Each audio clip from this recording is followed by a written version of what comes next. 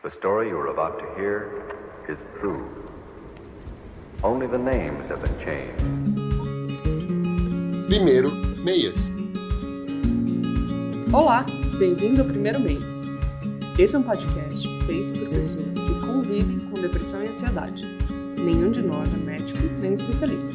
Bom programa! A favela revela aquela que desce o morro e vem transar. O ambiente efervescente de uma cidade a cintilar. Olá, pessoas! Estamos aqui num programa do Primeiro Meias. Hoje eu, Virgínia, tenho uma convidada mais do que especial, uma das minhas melhores amigas e grande companheira de reflexões desde sempre sobre saúde mental, uma das pessoas que eu mais converso sobre saúde mental, Ana Carolina Vedovato. Seja bem-vinda a este programa, você que já devia ter estado nesse programa desde a primeira edição. Agora que você dá oi. Oi! Tô achando muito chique, porque eu nunca participei, entendeu? De um podcast. Então, eu não sei em que momento fazer as coisas.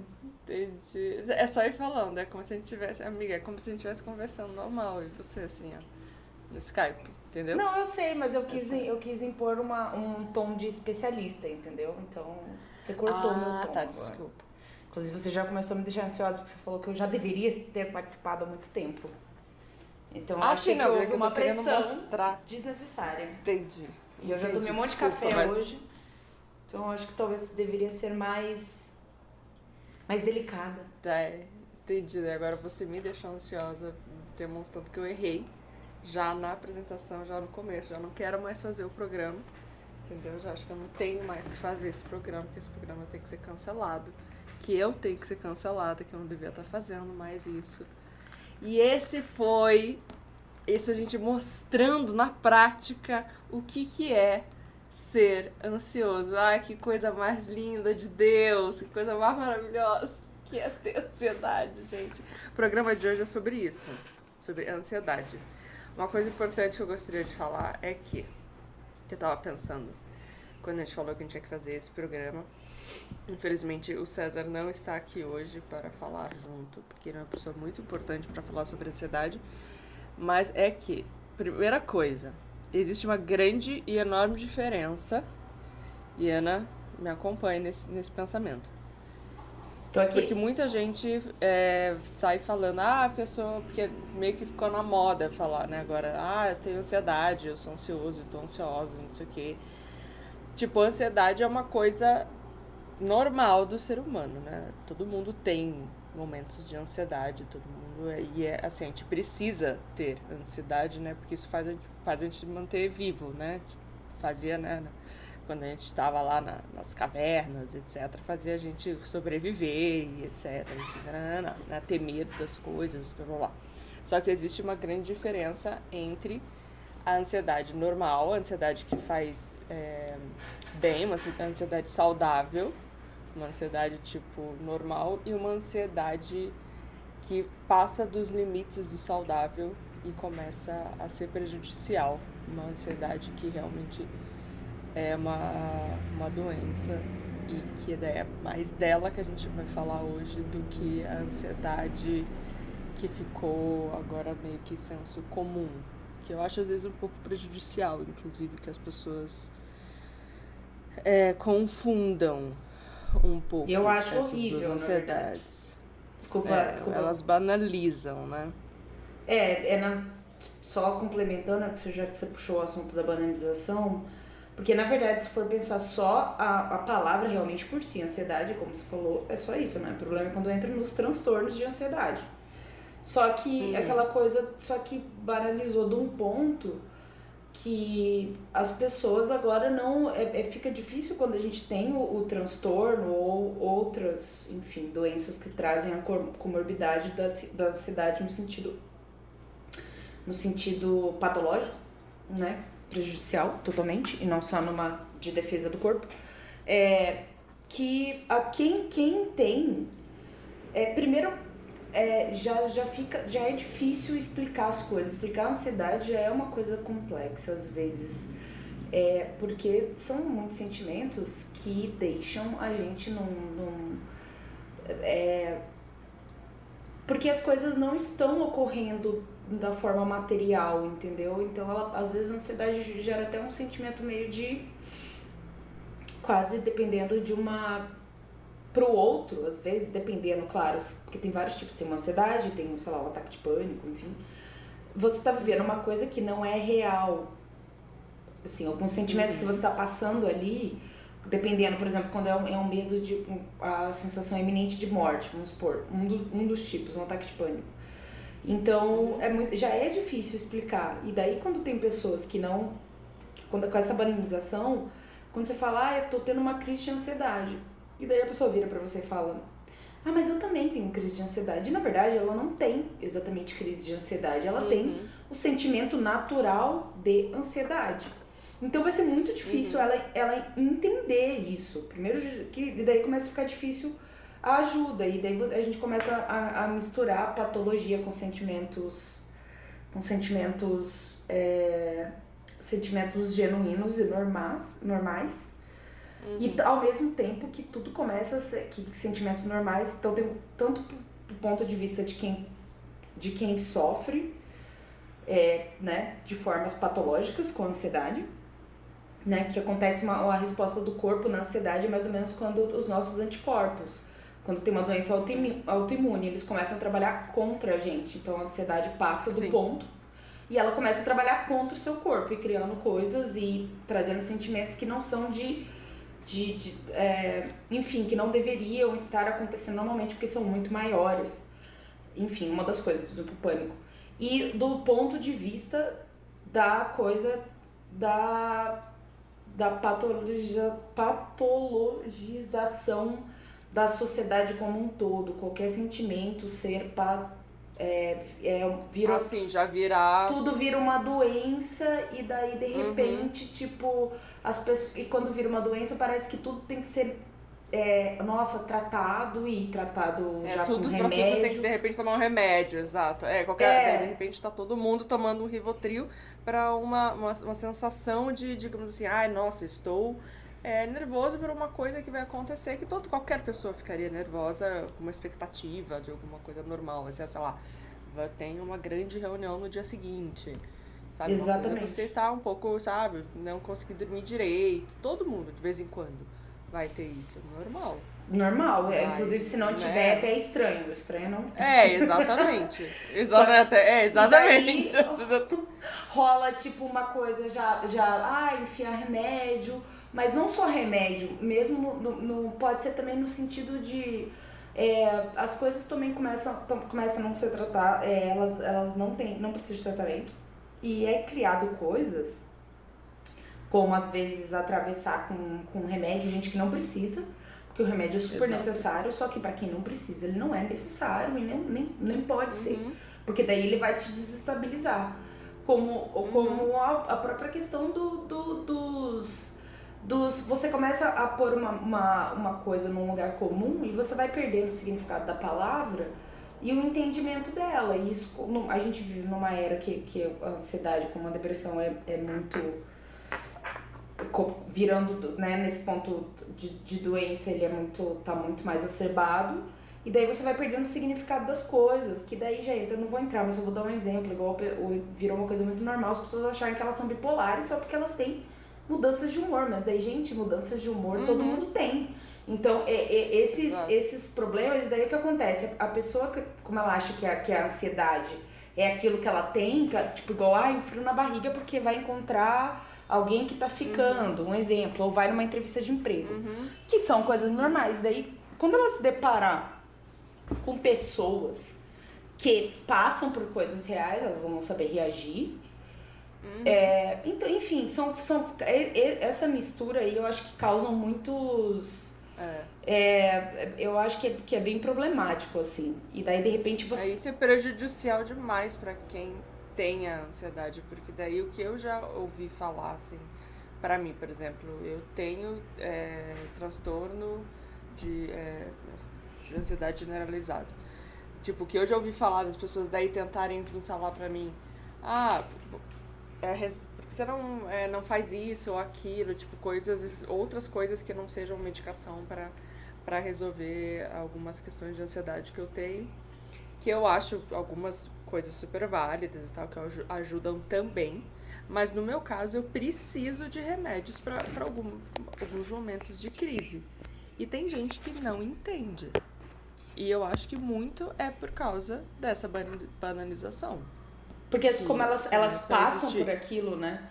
Porque como elas não têm, porque elas passam por aquilo fácil, porque é um sentimento natural, que o corpo vai reagir de uma forma natural. Então... Mas ela não tá entendendo que, tipo, pra mim é um negócio, assim, muito maior do que é pra pessoa. Tanto que, assim, eu já vi daí pessoas que nunca tinham visto uma crise de ansiedade na frente delas, verem eu ter uma crise de ansiedade na frente delas, daí se assustarem. Tipo, tá. Isso é uma crise de ansiedade. Eu já até falei pra algumas pessoas, tipo, eu tenho crise de ansiedade e não é bonito. Tipo, não é legal. Sabe? Não é bacana, não é sexy. Não é nada disso. Então, eu acho que isso tem que ser cada vez mais falado. E é importante, eu acho que até a gente falar sobre isso nesse momento, porque acho que nesse momento de quarentena tem muita gente vivenciando isso pela primeira vez. E, né, acho que pelo que hoje eu recebi uma matéria que falava sobre quanto as pessoas têm procurado no Google a palavra ansiedade, ou como lidar com a ansiedade, ou crise de ansiedade, o que é uma crise de ansiedade, para tentar diferenciar o que elas estão sentindo, porque uma situação como essa que a gente está vivendo, com certeza vai desencadear situações dessas nas pessoas. Muita gente vai realmente vivenciar uma crise de ansiedade pela primeira vez. E eu e você, inclusive, interessante estar tendo esse papo só eu e você, porque eu e você a gente está sozinho em casa, né? O César e a Thaís têm pessoas em casa. E uma das coisas que me fez, por exemplo, ir para casa das meninas no começo dessa pandemia foi exatamente o medo de ter uma crise de ansiedade, porque muitas vezes também a ansiedade e depressão andam de mãos dadas, elas são melhores amigas. A minha, por exemplo, as minhas são. As minhas crises de ansiedade desencadeiam as minhas crises de depressão profundas. E eu fiquei com muito medo disso, de eu ter porque eu tava vendo, né? Assim, eu pelo menos percebo as minhas ansiedades vindo, né? A ansiedade é uma coisa que você sente no corpo, assim, ela vai dando, a minha pelo menos, ela vai dando pequenos sinais que com o tempo eu fui começando a saber perceber ela, e ela vai se intensificando até chegar um momento onde eu fico quase praticamente incapacitada de fazer qualquer coisa e tal, entro em crise, e daí a crise se torna uma crise de depressão. Enfim, eu fiquei com medo de ter essa crise grávida, por isso que eu fui pra casa das meninas. O meu, é interessante que você falou, o negócio também meu da depressão tá bem ligado. E tem uma coisa que me lembra que eu, assim, quando eu estava, um dos meus primeiros psiquiatras, lá na minha cidade, lá em Campo Grande, Mato Grosso do Sul, ele me explicou que, na verdade, a maioria, não quer dizer todas, nunca existe esse absolutismo na medicina, enfim, mas a maioria da depressão, ela vem, a origem dela tá na ansiedade. Porque daí o corpo começa a não conseguir lidar com as coisas, e também o que acontece nas crises de ansiedade, ou tem crise de ansiedade, ou, por exemplo, um grande ataque de pânico. E daí o corpo vai começando a não fazer mais certas ligações e baixa e realmente vai para a depressão. Então, que tá muito ligado com a ansiedade mesmo, isso que você falou. Claro, também tem vários tipos e níveis de depressão, mas geralmente elas estão tá muito ligada. A pessoa que sofre depressão, ela vai sofrer de ansiedade. Dentro de uns, tem gente que porque, sei lá, dentro do ciclo, né, de pessoas com transtorno de ansiedade, que tá tudo dentro do leque de ansiedade, tá o toque, tá a compulsão alimentar, enfim, né? Que daí vai se... O TOC, ele é totalmente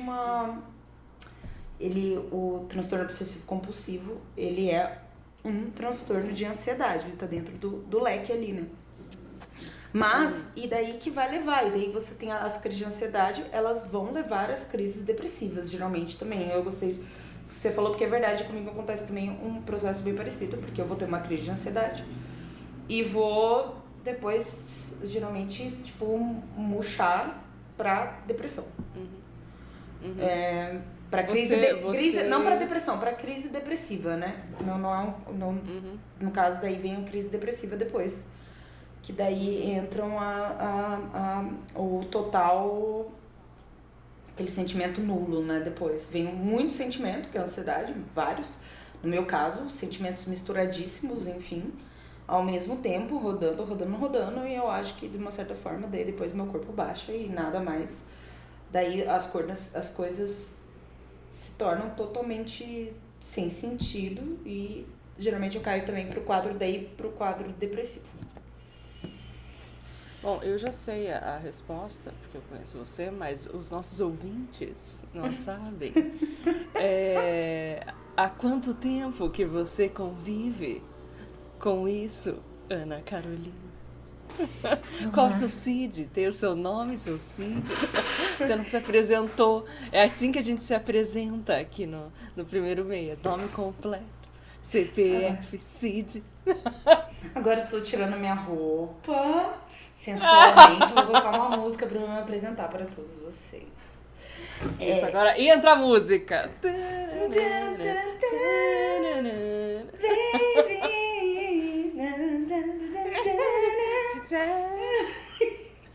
Vamos contar sensualmente.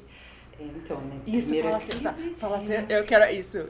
Fala sensualmente sobre essa crise. A minha primeira crise de ansiedade foi com 13 anos.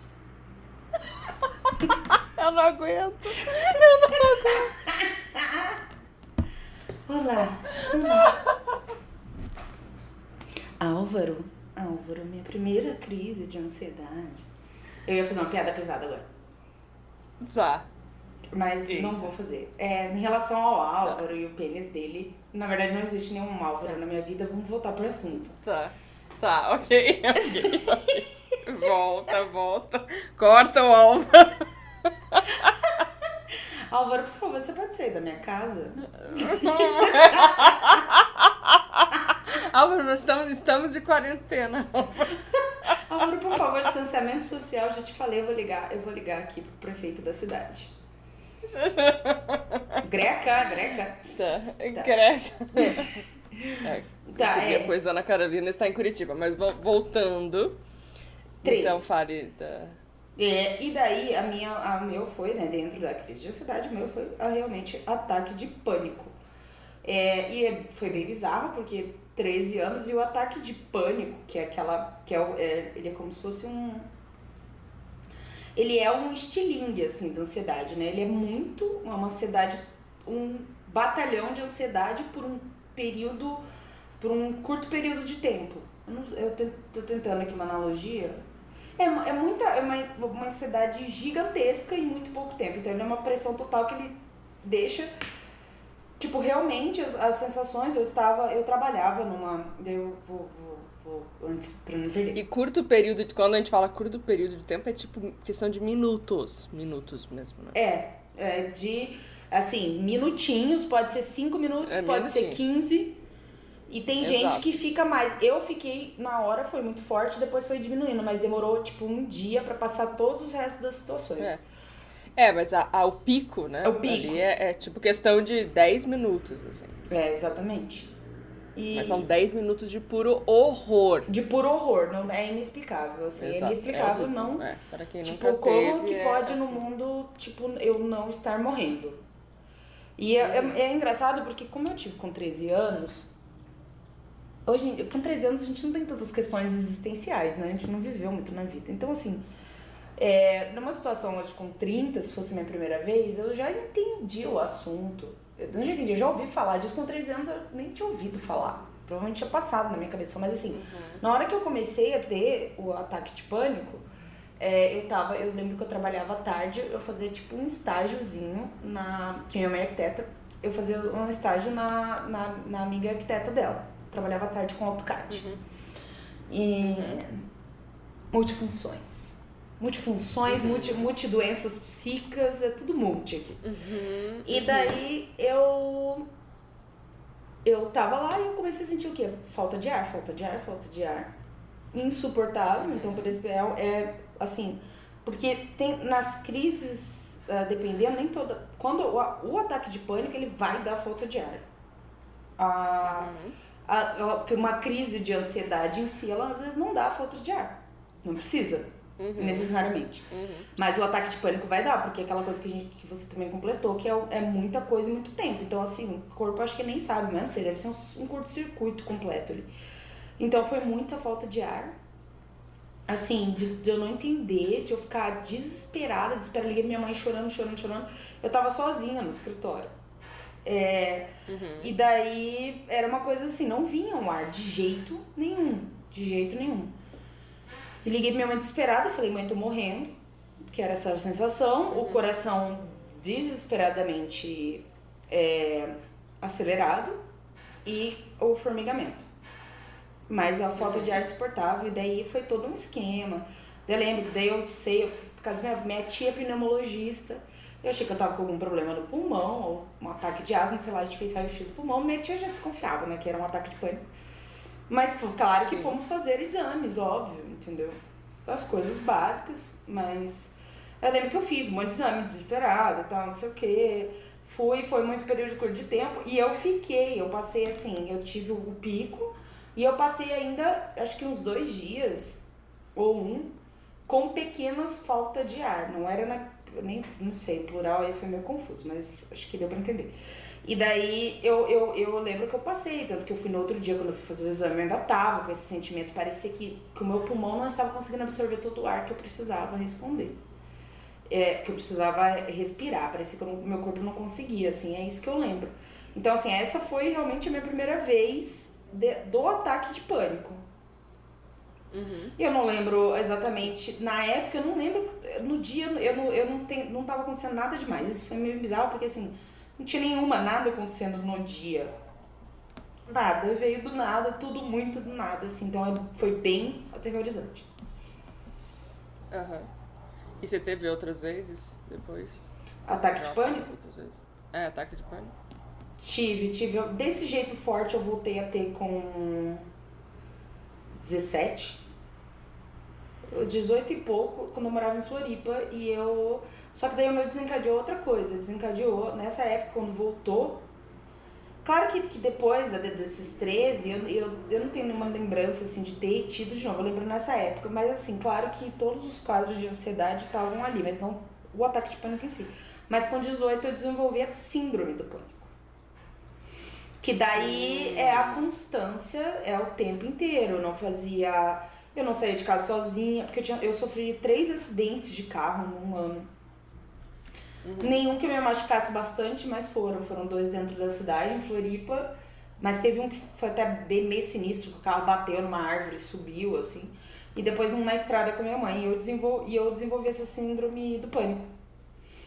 E eu fiquei uns 8 meses, eu não saía de casa, eu tinha pavor, eu só andava, eu tava morando sozinha em Floripa com os meus tios, eu só andava com eles de carro, mas eu tinha pavor, tinha ficado muito pavor, só quando tinha que fazer alguma coisa.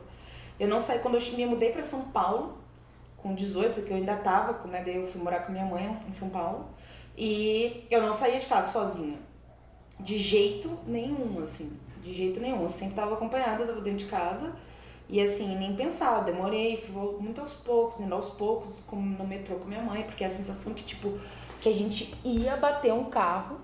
E assim, mesmo depois de eu ficar bem, conseguir andar, eu ainda tinha muito pavor do carro, assim, eu já tive brigas, tipo, de eu estar à noite voltando, sei lá, de um rolê, e sei lá, tem amigo meu dirigindo, e eu nem sabia, eu ficar, tipo... Não passa, tô te pedindo, pelo amor de Deus, não passa no sinal. Eu sei que tá de madrugada, mas para no sinal. Não passa nem devagar. Tipo, de ter discussões, claro, do amigo falar assim, eu sei que eu tô fazendo, tô dirigindo. Só que pra mim, eu sei que às vezes você tá no sinal e você vai passar devagar olhando à noite. É ok, hoje eu sei, entendeu? Só que na época, pra mim, era um desespero tão grande, porque eu vinha o outro carro vindo e batendo de lado. Sim. Porque a minha cabeça criava aquilo o tempo todo, entendeu? Eu era incapaz, apesar de confiar muito. É que eu tô com uma cena específica de um amigo meu. De confiar muito nele, assim. Ele se ultra, mega, hiper responsável. Apesar de ser jovem, não tava nem alcoolizado, entendeu? Ele, né? Eu já não sei. Não, mentira. Nessa época... Não, mentira. Nessa época eu não estava bebendo porque eu estava em tratamento mesmo. Não é piegas. Tipo, não estou tentando fingir porque foi uma época bem de tratamento. Mas... E daí, realmente, eu vi o carro vindo. Era desesperador. E daí eu começava a ter de novo aquela... Pra subir o pico. E daí, putz, com muito esforço explicar. Porque, né, eu sempre penso, as pessoas odeiam. Quem tá dirigindo odeia que alguém fique falando as coisas. Só que eu tinha que falar, e uma vez eu falei... E eu já tive várias vezes dentro do carro, nessas épocas, quando eu tava em recuperação, porque depois melhora muito, mas vão ficando leves marcas, então que você ainda tem.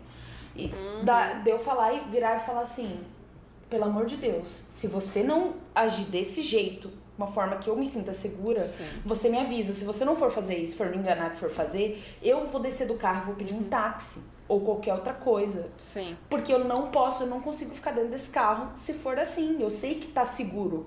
Eu sei que a racionalidade pode entender que está seguro. Não é que eu não confio em você, mas se você agir desse jeito, não dá, porque eu tô entrando em colapso aqui. Então separa o carro agora. Eu já cheguei a ter, assim, tipo, brigas, porque é difícil as pessoas entenderem. Porque não tava numa situação normal ali, sabe? E parece que o nosso cérebro, ele tem...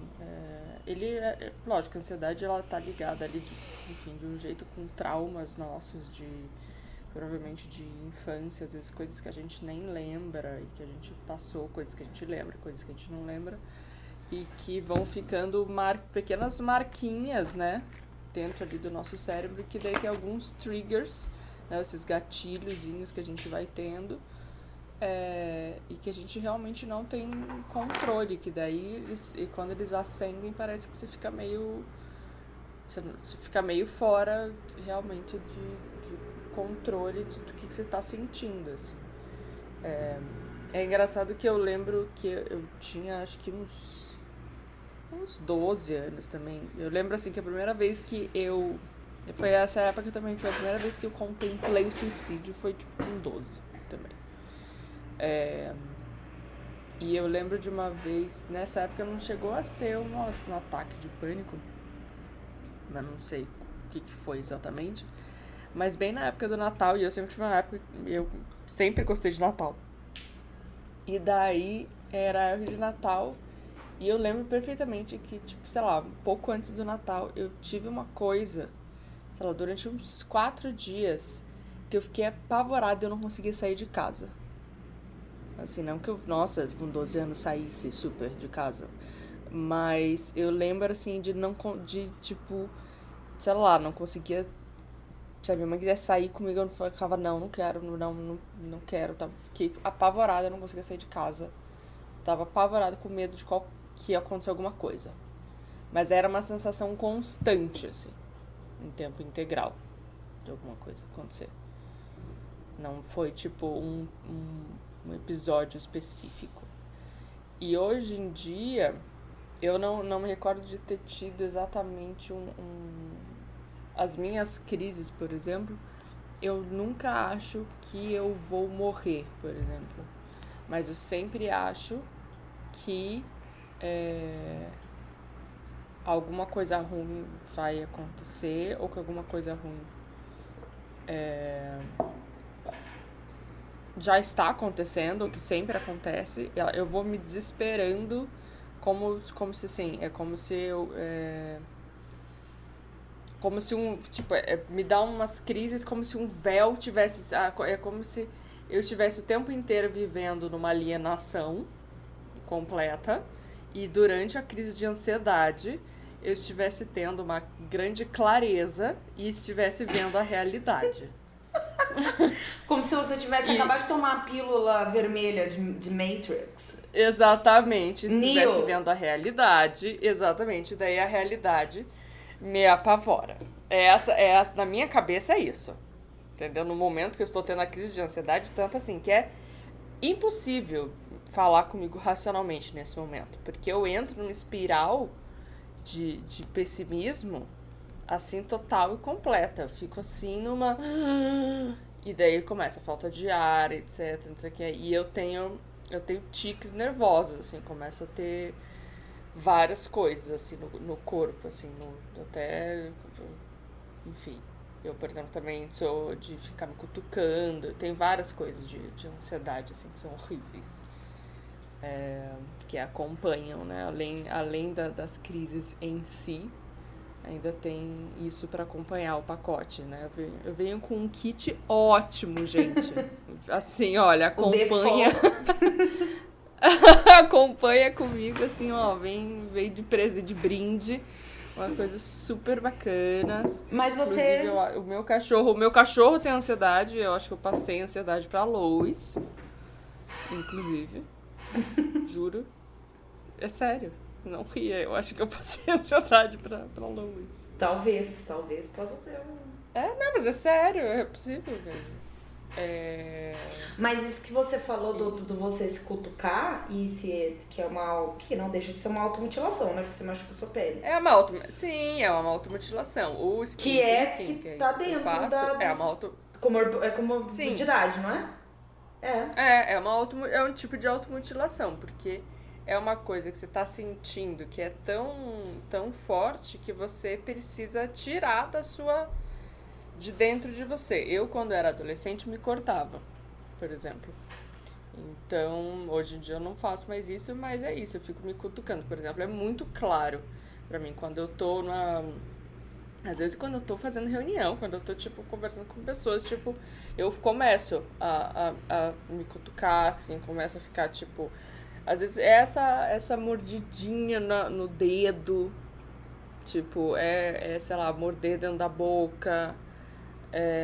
sei lá, agora nesses dias da pandemia de quarentena, assim, quando eu começo a ficar nervosa, teve umas madrugadas aí que, nossa, eu comecei a querer me machucar, assim, de tão nervosa que eu tava. Me veio o pensamento, e se eu me desse uma cortadinha? De tanto que, tipo, eu tava vibrando por dentro. Eu consegui não fazer isso e decidi pegar um alicate de unha e muito entre aspas, fazer minha unha. Na verdade, eu tirei toda a minha cutícula, assim, de forma absurda. E daí tomei Rivotril, né? Lógico, é óbvio. Mas eu tomo muito pouco Rivotril, né? Você sabe que tipo, eu tomo uma quantidade, tipo, pequena de Rivotril. Sim, que já faz... Esse negócio de cortar, eu também já me cortei. Eu tenho marcas no braço, não tenho algumas aqui, que também é a mesma coisa. Você precisa ter uma sensação de estar vivo, de alguma forma. Não sei, não tô falando da minha experiência, tá? Acho que existem vários N motivos que as pessoas se cortam, mas sim, e vem do auto-ódio, né? Assim, pelo menos conversando na terapia, enfim, no meu caso, tem várias coisas. Mas geralmente, e tá ligado com auto-ódio também, com a auto-punição. Então você vai se punir de coisas que você acha que você tem culpa. E quando eu falo isso, né, assim, que no momento que você tá se cortando, você sabe exatamente qual que é a culpa. Tá lá no inconsciente, tá alguma coisa enraizada, você sente a sensação, porque daí vem a ansiedade, então você precisa se cortar com ansiedade, porque quando a gente tá tendo ansiedade, a gente não consegue racionalizar as coisas. Então, isso que eu tô falando, assim, vem uma culpa, os pensamentos passam, existe um motivo, às vezes tem nas crises que você sabe o que desencadeou, mas assim, no sentido do auto-ódio, porque, por exemplo, são coisas que podem ter sido muitas coisas do passado e não estão se explicando de forma clara naquele momento. Então elas estão misturadas com algumas coisas que desencadearam no presente, coisas do passado ou por culpa. Assim, vítimas de abuso sexual, elas têm muito.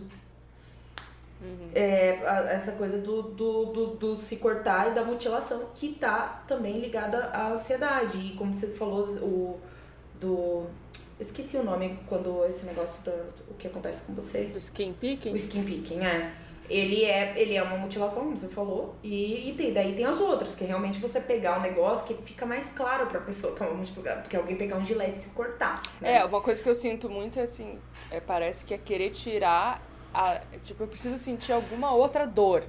Tipo, essa dor emocional que eu tô sentindo é tão intensa, eu quero sentir outra coisa que não seja ela. Eu tinha muito isso, eu prefiro sentir uma dor física, eu prefiro sentir, tipo, arder, sei lá o quê, do que sentir essa... Parecia que eu queria transferir a dor, sabe? Não sei se você já sentiu isso. Comigo também. Uma coisa, por exemplo, com o meu querido Andrew Solomon, que ele fala que se alguém viesse falar pra ele, você vai passar tanto tempo, sei lá, 6 meses deprimido e depois vai passar. Se alguém vier, né, fizer essa proposta pra ele, ele toparia. Mas se alguém falasse pra ele, tipo, você vai passar 1 mês em ansiedade constante, ele falou, não, eu prefiro, tipo, cortar meus pulsos, porque é como se essa ansiedade patológica é como se você tivesse constantemente, quando você cai no chão e você tá quase chegando no chão, é essa sensação o tempo inteiro, né? Essa sensação de você tá, tipo, caindo no chão o tempo inteiro, quase chegando no chão, e ela é enlouquecedora. Tipo, é exatamente isso que você falou. E me dá tanta raiva, tipo, as pessoas que daí também começam com essas... porque fulano tá fazendo isso, não sei o que, pra chamar atenção. E tá se cortando pra chamar atenção, para as pessoas verem, não sei o que, Que eu sempre falei, sim, a pessoa tá tentando chamar atenção, às vezes é um pedido de ajuda, sim. Só que assim, a pessoa estar pedindo ajuda dessa forma já não é um problema? Gente, ela já não está precisando realmente de ajuda? Porque você acha que é saudável pedir ajuda desse jeito? Tipo, é super bacana. Tipo, ao invés da pessoa já virar pra você e falar, oi, tudo bem? Estou bem. Nanana. Tipo, gente, sabe? Exatamente. Isso, sim, às vezes a necessidade de chamar a atenção e fazer o pedido de atenção deste jeito já é um sinal de que as coisas realmente não estão bem, sabe? Porque às vezes é a única forma de pedir ajuda, assim, que a pessoa tá conseguindo fazer. E com certeza, igual você falou, e esse negócio que você falou é bem engraçado, porque assim, engraçado, não engraçado. É curioso porque quando a gente, essa questão, tá querendo aparecer, tá querendo não sei o que lá. Porque as doenças psíquicas, os sofrimentos psíquicos, eles não são fáceis de explicar. Então deve ser assim, mas por que a pessoa não veio pedir ajuda e falar? Às vezes nem ela sabe como, até porque ainda é muito mistificado. O entendimento das pessoas, como assim, entendeu? Você sai falando. Então, as pessoas estão... Até as tentativas de suicídio, quando acontecem também... Tipo, existem muitas coisas que os pedidos de ajuda e os cortes e as coisas que estão sendo demonstradas, porque vem muito das coisas que elas não estão os nós que não estão desatados. Então, assim, ninguém chega, por exemplo, num psiquiatra ou numa terapia, vamos supor, ou alguém pedir ajuda com uma forma muito clara, porque é diferente você pedir ajuda assim, estou com dor de estômago. Uhum. Na cabeça... Você já sabe exatamente, você pode apontar onde você pode dizer onde é. Geralmente vai ter um exame clínico com sangue, com não sei o que, vai ter raio-x, vai ter sei lá, não sei o que vai mostrar né, que você vai conseguir ver. Ver, tá claro, alguém vai vir e vai dar. Tá Os escrito. sofrimentos psíquicos, eles incluem vergonha, primeiro porque existe ainda todo um tabu, e porque às vezes as causas dos sofrimentos psíquicos, elas são motivos de vergonha dentro da sociedade, entendeu? Vamos supor assim, uma pessoa uma mulher que tá numa crise porque ela foi estuprada.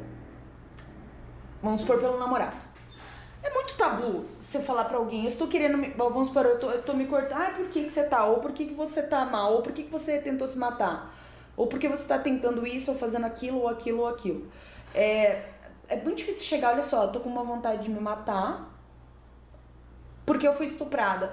Gente, olha como é complexo você chega, ninguém fala tão fácil as coisas, eu tô dando um exemplo do estupro, tem gente que pode conseguir falar isso, mas poderia ser qualquer outra coisa, poderia ser qualquer outro tipo de vergonha, ou pode ser um abuso sexual na infância, pode ser muitas coisas que já não são fáceis de falar. Os sofrimentos não são fáceis e além das coisas que a gente não sabe explicar. Então, assim, não é tão simples. Eu estou com... E você sai falando pra alguém. E falando pra quem? Essas pessoas que às vezes não tem como pra explicar as coisas e às vezes vai explicar pra quem? Porque nem sempre a gente tem pessoas... Por mais que a gente pode ter amigos que a gente confia, que gosta muito, mas nem sempre esses amigos vão entender isso e existe essa liberdade. Porque tem sofrimentos que eles estão causados com coisas que estão enraizadas... É um multifator das coisas. Então, realmente é isso que você falou. O suicídio, a tentativa de suicídio, ela, como a automutilação, mas que essa geralmente tem a diária, né? Mas, por exemplo, um caso mais extremo, uma tentativa de suicídio.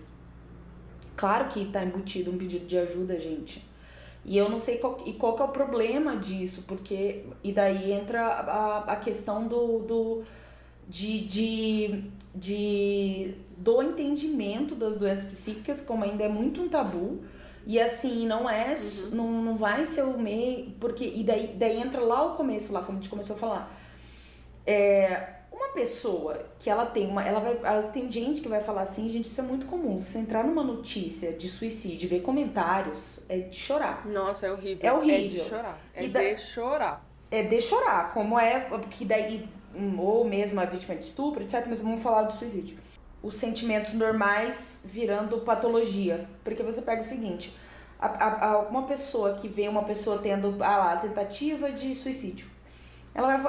Várias vão pensar assim, mas eu já tive tristeza e nem por isso eu tentei me matar. Eu perdi minha mãe e nem por isso eu tentei me matar. Mas eu acho que... Mas o quê? Porque aquela pessoa não teve realmente um quadro. Porque o luto, ele é natural e nem sempre o luto não vai causar depressão. Não são todos... A morte de alguém muito querida não é sempre que causa depressão. Pode causar muita tristeza, mas não é sempre que vai causar uma depressão tão forte a ponto de... Pode surgir pensamentos, mas não de entrar na parte patológica. Então, daí as pessoas elas começam a se comparar, mas eu já tive ansiedade. Eu tava lá, e daí? Pra que ela tá lá comendo? Vamos supor, eu vou dar o meu exemplo, que eu tenho compulsão alimentar. Hoje em dia, tá muito mais, faz anos que eu não me corto, etc. Vai muito pra minha comida e pro cigarro. Eu sou fumante. Alguém vai falar assim, mas daí eu tenho, às vezes eu tô um pouquinho nervosa, eu vou correr na quadra e passa. Sim, daí, por isso que eu voltei lá, porque daí o que acontece? Começa a não entender, a empatia ela não é gerada. Porque não existe, porque a pessoa acha que aquilo que ela tá vivendo eu já tive depressão. Você não teve depressão, você ficou triste. Você não teve ansiedade, você não teve um transtorno de ansiedade, uma ansiedade patológica, um ataque de pânico. Você teve um sentimento normal. Por isso que você saiu rápido. Ou com um chá de camomila, entendeu? Não, exatamente. Aí também, às vezes até entre nós, né, que temos às vezes as mesmas doenças, saber que há intensidades de tipos diferentes, né? Por exemplo, agora tá entrando um pouco na própria situação que a gente tá vivendo agora de quarentena, etc. Ontem eu vi um post no Twitter que era de uma menina falando que ela tava preocupada e tá eu não sabendo muito bem como lidar. Era um post, tipo, realmente, eu vi que me parecia de coração aberto. Como lidar com um amigo dela, que ela amava muito e tal, que tava sozinho em casa e tal, e que tava querendo fazer uma viagem, acho que com os amigos pra praia, alguma coisa assim, agora nessa época de quarentena, porque ele não tava conseguindo lidar com a solidão dele, não sei o quê. E ela tava colocando ali que ela não tava sabendo o que fazer, o que falar pra ele, porque ao mesmo tempo ele tava passando por... Ele não tava bem mesmo, e enfim. E daí eu fui ler os comentários, porque ela colocou, tipo, o que fazer nessa situação. E daí eu vi um monte de comentário, alguns falando, né, do tipo, terapia, né, e um monte de gente, tipo, esse povo não tem egoísta, esse povo, já, tipo, caindo em cima da pessoa. Nesses casos, eu acho que, principalmente que a gente tá vivendo agora, é muito foda. Porque para pessoas que já têm um quadro de doença, de casos psiquiátricos, e que já, ou que venham a ter, enfim,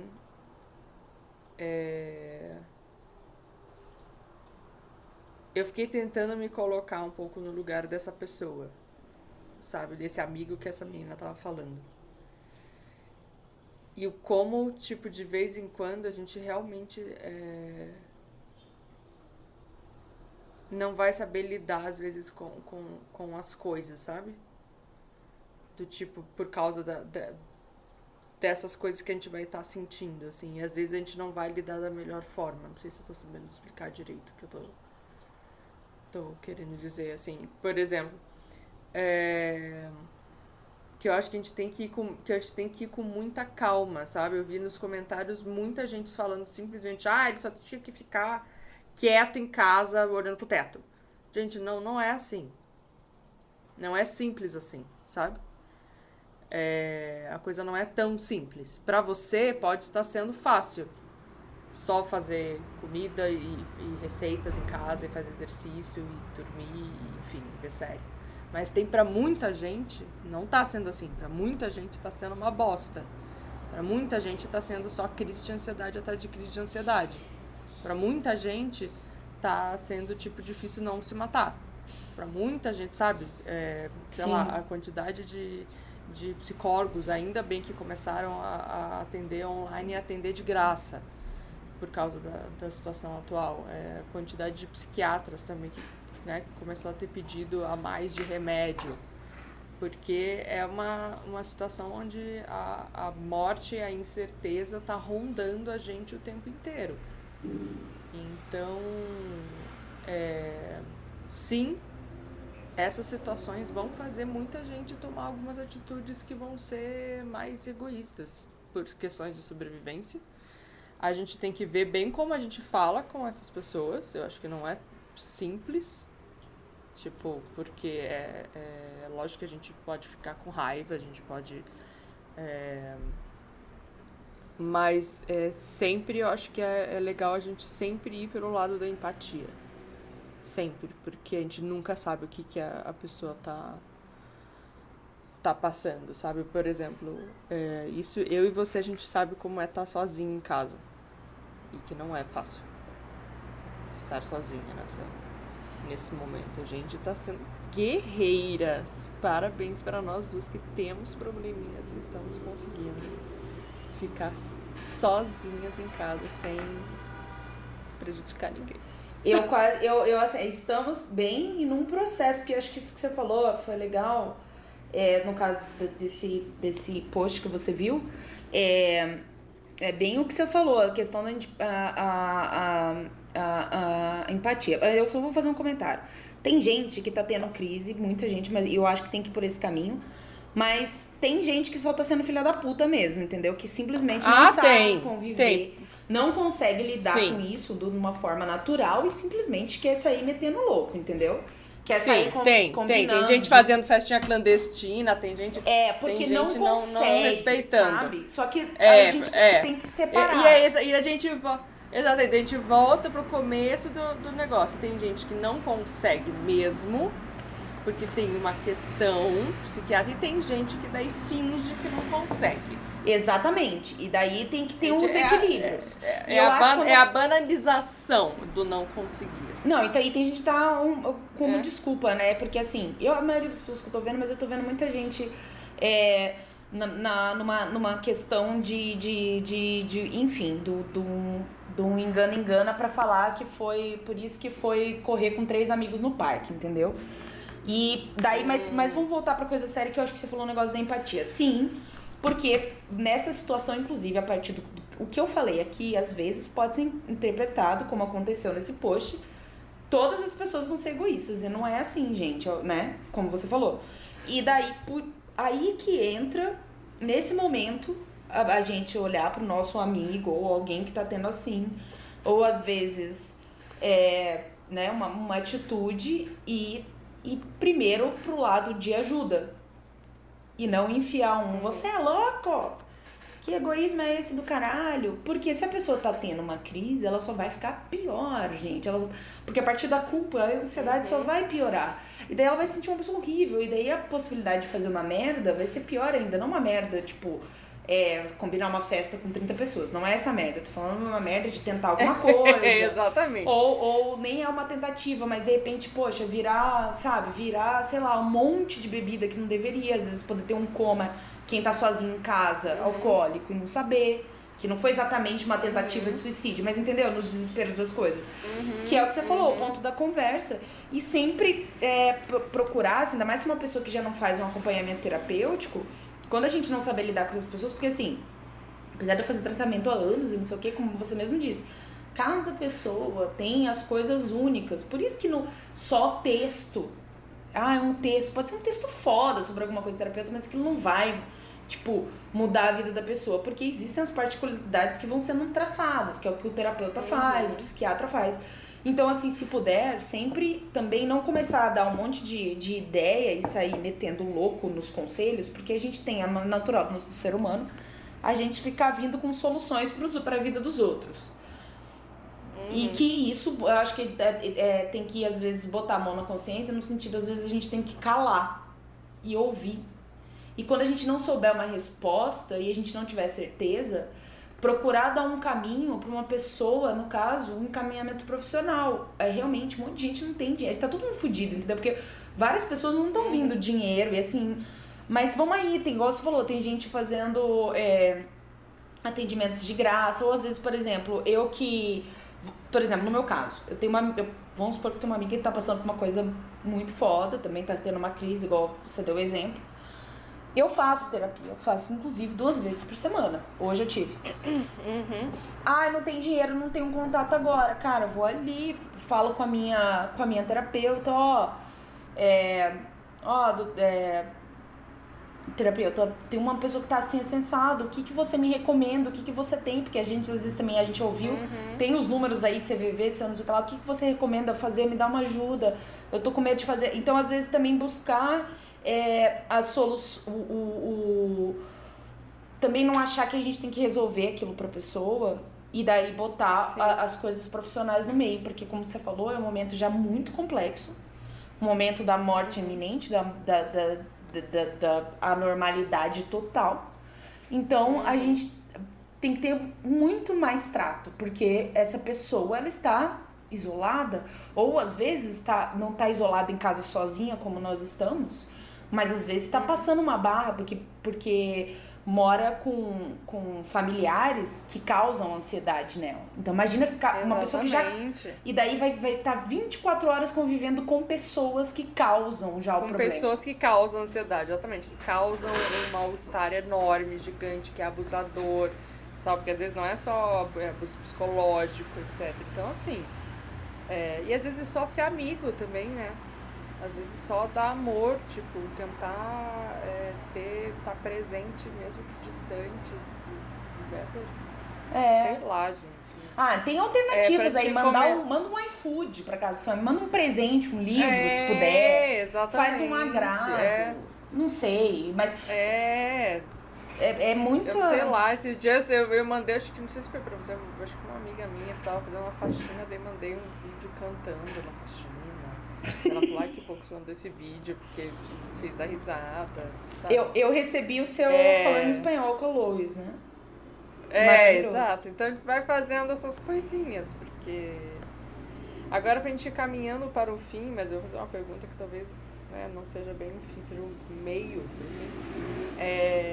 Como é que tem sido a sua ansiedade nessa quarentena? Então... Desde o começo até agora. Vamos lá pro ponto. No caso, eu achei que eu fosse despirocar. Porque o primeiro dia, ok, veio um negócio aqui, começaram em Curitiba. Eu vi que o negócio tava ficando, que ia ter que parar mesmo. Porque a minha psicóloga mandou uma mensagem. Isso foi no dia, eu tinha saído de manhã do consultório, à tarde ela me mandou. Ela falou, Ana, a gente já tava vendo as coisas pra parar, mas... Tipo, a cidade não tinha parado, o prefeito não tinha falado nada, acho que foi isso faz 45. Foi lá pro dia 13 de março, 10. Acho que 10, sei lá. A gente vai. Eu vou só. Se tudo bem pra você, vou ter que passar a fazer o atendimento online. Porque, sei lá, não sei, X de quem, não sei o que, com uma suspeita de Covid, então, tipo, o negócio já tá circulando mais. E vai ter que e não vou mais fazer o atendimento no consultório. Porque, né? Tipo, chegou aqui. Foi antes do Greca parar tudo. Daí tá bom. Não, vamos passar online e tal, não sei o quê. E, tipo, não, vou ficar, porque eu já moro, eu tô trabalhando em casa já desde o ano passado, que eu saí da empresa em setembro do ano passado. Falei, não, beleza. Deu nem um dia. No outro dia de manhã, eu já tava surtando, querendo pegar minhas coisas pra casa pra minha mãe, em Mato Grosso do Sul. Passagem pro Mato Grosso do Sul daqui é caríssima. Entrei, liguei chorando pra minha mãe, mandei mensagem pra minha psicóloga, e a minha psicóloga pediu pra eu segurar. Esperar um pouco e organizar as coisas. E daí eu fui ficando. Tive 2 semanas muito ruins, alimentação totalmente descontrolada. No caso, assim, quando eu falo alimentação descontrolada, não é assim, nossa, que eu era uma pessoa, tipo, fitness, como não era a blogueira vírus lá, tá? A influenza. A influenza, adorei! Influenza. A digital influenza não era isso, mas falando assim, a alimentação descontrolada, gente, é no sentido de assim, é uma pizza inteira de 8 pedaços num período de 40 minutos, sim, tá? É tipo isso. Sim. Louças acumulando, uma confusão geral e não sei o quê. E assim, eu tenho uma sorte. Uma confusão geral. Não, assim, o caos... Ai, fui imaginando a cena. Tipo, gritaria, assim, tipo, só você na sua casa, né? Tipo, confusão e gritaria, bomba. Mas realmente era, porque era eu em vários cantos da casa, uma na Carolina. Sim, então, isso que eu imaginei. Eu imaginei várias Anas Carolinas. A outra gritando, a outra girando, batendo na cabeça, a outra comprando pizza, a outra ao mesmo tempo que comia uma pizza inteira, já passava 2 horas querendo comer, mas não conseguindo escolher a pizza de jeito nenhum. Então assim, um caos. A outra batendo panela na janela. Também teve um momento, daí tinha uns fora pequenos... Bolsonaro. Bota a cabeça pra fora, que é um momento de euforia, acho que chegava a hora do panelaço. Fora Bolsonaro! Vai ficar tudo bem, agora o presidente cai. Mentira, não vai cair nunca. É mentira. É impeachment, é mentira. E daí eu fui organizando. Minha mãe, como uma boa mãe, olhou lá a passagem, gente, passagem séria, uma coisa assim, mais de R$2.000. Como uma... a minha interlocutora saiu. Deixou apenas os belos livros dela. Obrigada, Virgínia, por me proporcionar esse momento de ansiedade. Onde você está? Eu fui pegar água. Pode falar. Eu voltei. Pegar água. Vai. Então, quando a gente fala empatia é isso. Você, mesmo se você estiver seca por dentro, você não levanta do call com o seu coleguinha, entendeu? E vai buscar água. Você morra seca, paralisada na frente do coleguinha, mas você não sai. Você não cria isso no coleguinha. Desculpa, não vai se repetir. Enfim, e daí eu fui acertando as coisas. A minha psicóloga acreditou em mim. Ela falou, Ana, isso que você está tendo agora, no primeiro dia você está tendo. Eu falei, Carol, e vai que depois fecha tudo aqui, dá tipo um lockdown, tipo teve lá em Wuhan, e eu não vou poder ir pra casa da minha mãe, ficar com ela. Daí ela falou assim, Ana, você tá tendo uma crise de ansiedade muito forte, um ataque de pânico, você está tendo. Olha lá, ataque de pânico explicado. Porque eu tinha acabado né? Porque nesse dia ainda, todas as coisas que estavam parando eram através de formas voluntárias, não estava nem perto de ser uma coisa maior. Então, realmente, ela falou, você vai tomar uma decisão em crise de ansiedade. Decisões em crise de ansiedade não são decisões reais. Porque elas são decisões de desespero. E, na verdade, foi a melhor coisa que eu fiz. Porque agora, incrivelmente, com mais tempo, né, mais tempo isolada, eu estou melhor do que no começo. Incrivelmente. Mas também porque eu fui acertando várias coisas. E também, daí, nesse começo, igual, tem um projeto que estou fazendo, inclusive, com você. Que paralisou por causa disso tudo. Enfim, eu tava vendo uma levada boa. Mas eu acabei trabalhando com a minha psicóloga. Sem a minha psicóloga, eu não teria condições. Não existiria essa Ana Carolina que está aqui agora, cozinhando todos os dias, casa simplesmente arrumada. Apenas 2 Ana Carolinas andam pela casa e não 43, igual estavam antes, entendeu? Então a gente mantém a casa com 2 pessoas aqui. com 1,5 metro de distância, dá pra manter. Antes não dá, tá aglomerado. Daí depois vai ter essa falta de ar, sabe por quê? Por que tá com falta de ar? Porque tá aglomerada, com 43 personalidades. Exatamente. Depois chega lá, vocês 43 com Covid, não sabem por quê, entendeu? Exatamente. Fica aí, todo mundo junto. Tudo junto, tá? Vai ficar doente. Mas basicamente é isso. Mas eu consegui através de uma disciplina mínima no meu dia a dia, porque eu vou só completar, eu sei que já falei bastante daqui da minha quarentena, mas a minha terapeuta, ela me pediu uma coisa que foi... que eu achei bem fundamental. Ela não só me pediu, como ela fez comigo, porque eu não estava conseguindo fazer, ela fez, a gente fez juntas depois. Na verdade ela me pediu e depois a gente foi ajeitando os horários, mas é porque ela falou assim pra mim, Ana, não tem como você ficar sem uma rotina, a gente vai ter que estabelecer uma rotina mínima pra você, não é uma rotina de produtividade, não é isso, não é aquela rotina, nossa, aproveite para aprender Esperanto, sabe? E mais 7 línguas à sua escolha. Não é isso que ela quis falar. Mas é uma rotina...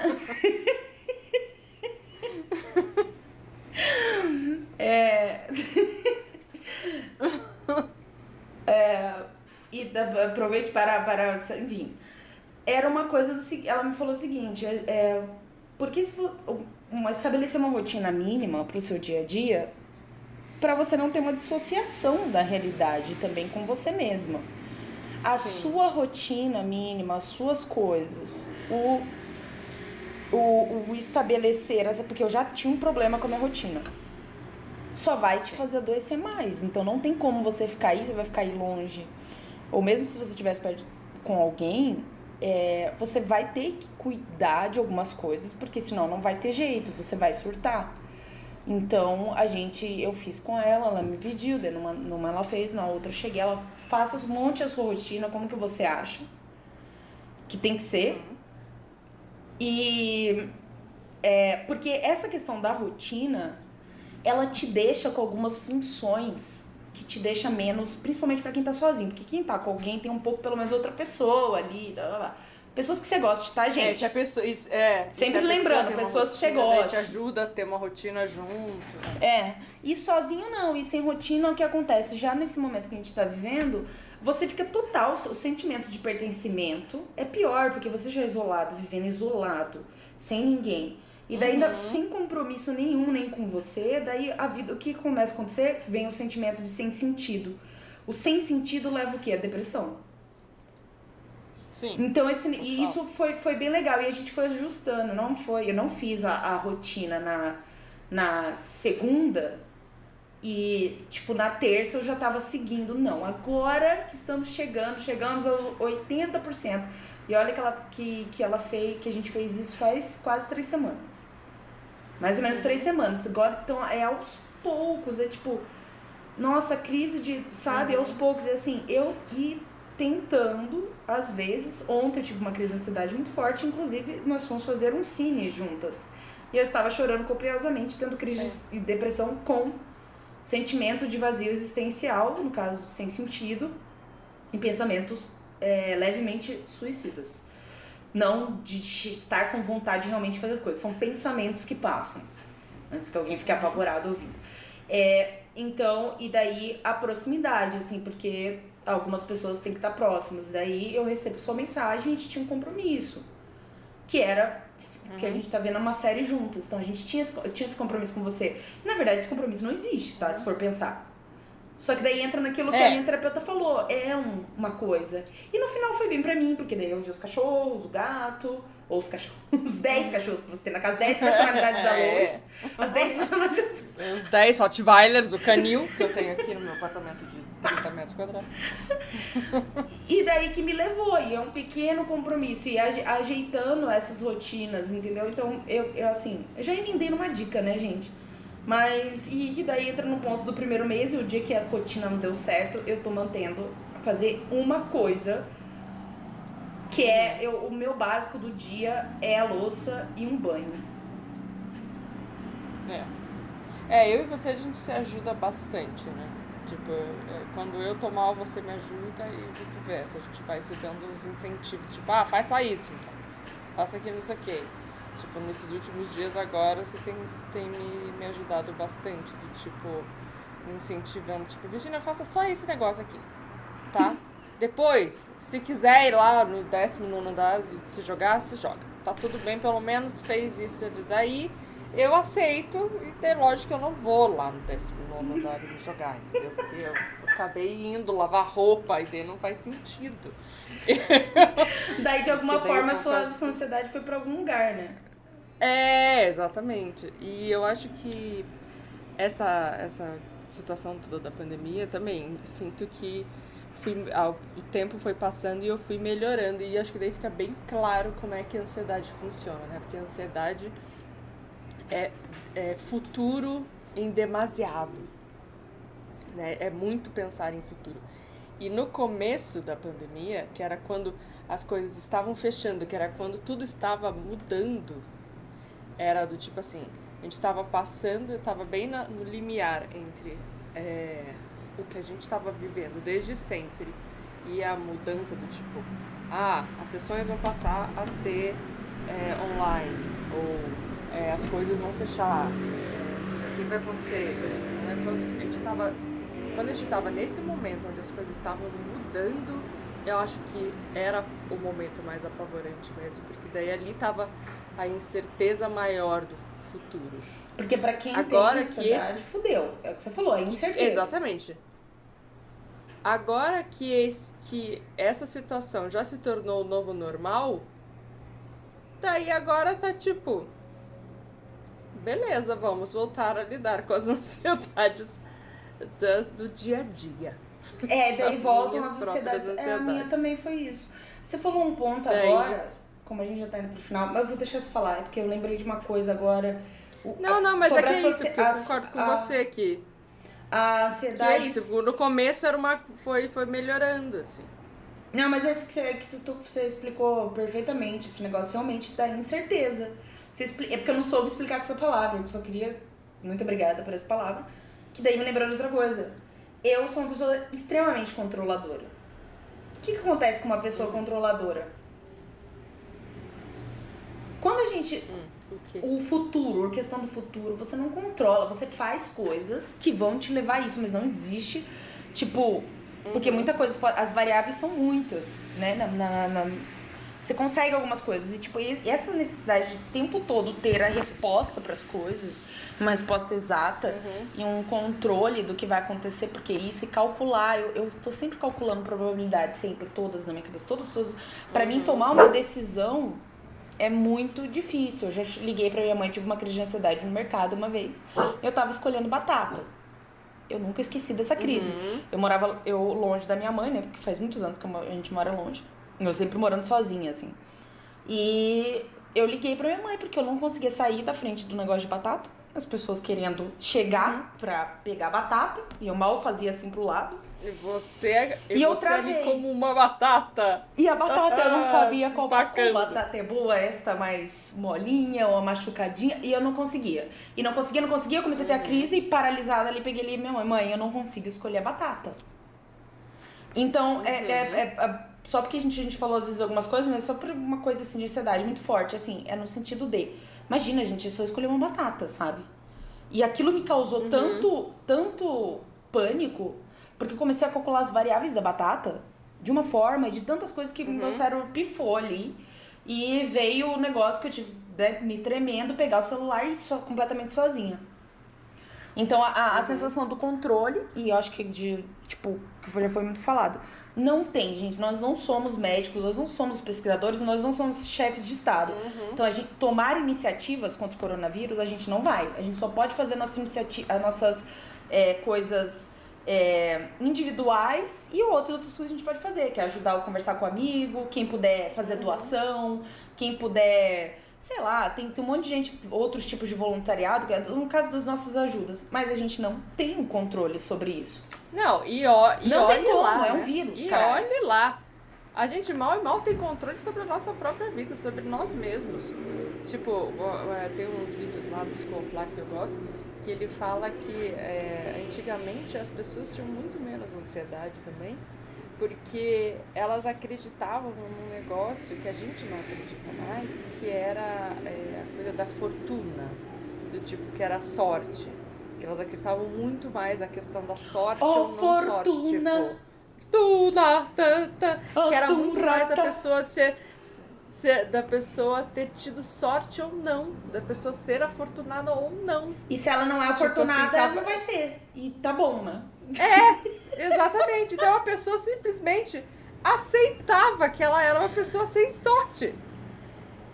Que ela, tipo, ela não se culpava tanto por ela ser do tipo, nossa, se eu não fizer isso, se eu não...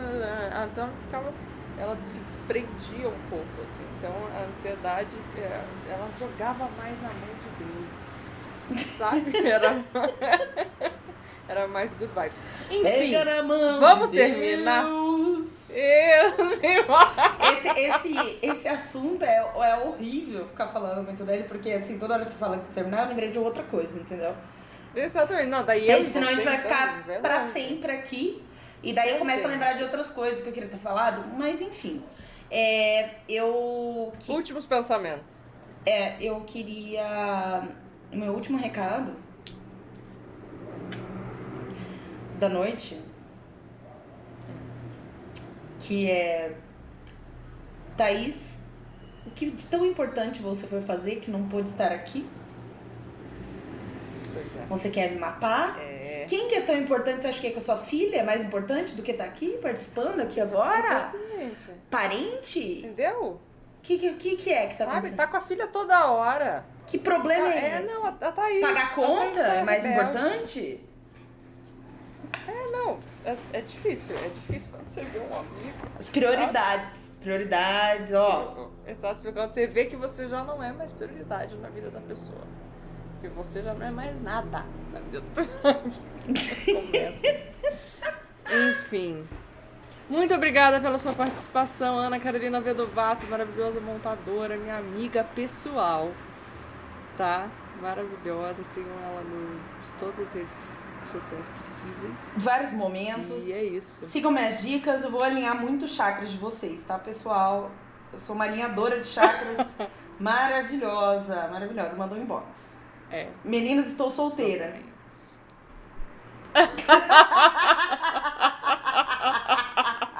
Garota! Vamos começar um web namoro aí. Exatamente. Ana Carolina está disponível. Alinhe o seu chakras Tá ali, online. diz todos os aplicativos que você tá, amiga. Agora descobri, não, aplicativo chinês de paquera. Não, gente. Estamos aí. É. Ai. Então tá bom. Minha Um beijo. amiga, me manda um telegrama. Ó fortuna. Tuna. Quem Tá, for pode editar parar tem de que colocar essa música aqui no final. Tô mandando É, pro então, editor, exato, vai vai ligar ter no que ser editor. essa. Tá bom. Vai ter que ser essa.